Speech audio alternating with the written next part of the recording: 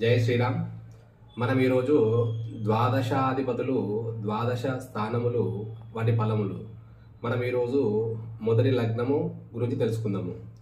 ఎలా అంటే లగ్నాధిపతి 12 రాశులలో 12 భావాలలో ఉన్నప్పుడు ఎలా ఉంటుందో మనం ఈజీగా తెలుసుకోవచ్చు. ఇలా మనకు లగ్నాధిపతి లగ్నంలోనే ఉన్నప్పుడు జీవితం సాఫీగా అదృష్టపరంగా గడిచిపోతూ ఉంటుంది. అన్ని విధాల అభివృద్ధి కనబడుతుంది. అలానే లగ్నాధిపతి ద్వితీయంలో ఉన్నప్పుడు మంచి పలుకుబడి, తెలివితేటలు, ఉన్నతమైన కుటుంబము, గౌరవము, మంచి మార్గాన నడిచే సంస్కారం కలుగుతూ ఉంటాయి. అలానే లగ్నాధిపతి తృతీయంలో ఉన్న ఎడల అధికార ప్రాప్తి, కలలయందు కోరిక, ఆనందమైన జీవితము, సోదరులకు అనుకూలతలు కలుగుతాయి. అలానే లగ్నాధిపతి చతుర్థంలో ఉన్న ఎడల తల్లి యొక్క భక్తి, ప్రేమ ఉంటాయి. తల్లి ద్వారా ఆస్తి కలిసి వచ్చుట, భూమి, నగలు, విద్య, సుఖము కలుగుతూ ఉంటాయి. అలానే లగ్నాధిపతి పంచమమున ఉన్న ఎడల సంతానము వలన సుఖము, మంచి మనస్సు, రహస్య ఆలోచనలు, భగవద్భక్తి, మతమునందు నమ్మిక కలుగుతూ ఉంటాయి.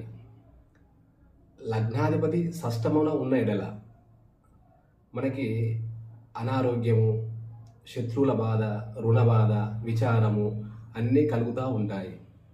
అలానే లగ్నాధిపతి సప్తమ స్థానం అంటే 7వ స్థానంలో ఉన్నచో కలత్ర రీత్యా ఆస్తి కలిసి వచ్చుట, సుఖభోగాలు, సత్వము, బాధ్యతాయుతమైన కుటుంబ పెద్దగా ఉండడము, ప్రయాణాలలో ఇష్టత, సంతోషము ఉంటాయి.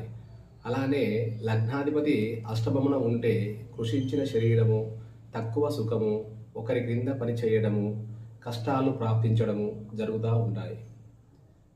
లగ్నాధిపతి నవమ స్థానంలో ఉంటే తండ్రి యందు గౌరవము, భక్తి కలుగుతుంది, దైవచింతన ఉంటుంది, ఊదరమైన స్వభావం, గొప్ప భావాలు, ధనరాబడి ఉంటాయి.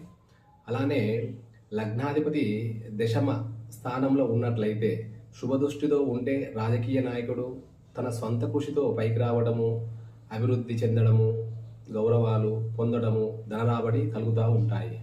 అలానే లగ్నాధిపతి ఏకాదశ స్థానంలో ఉన్నప్పుడు ధన సంపదలు, మంచి పలుకుబడి కలుగుతూ ఉంటాయి.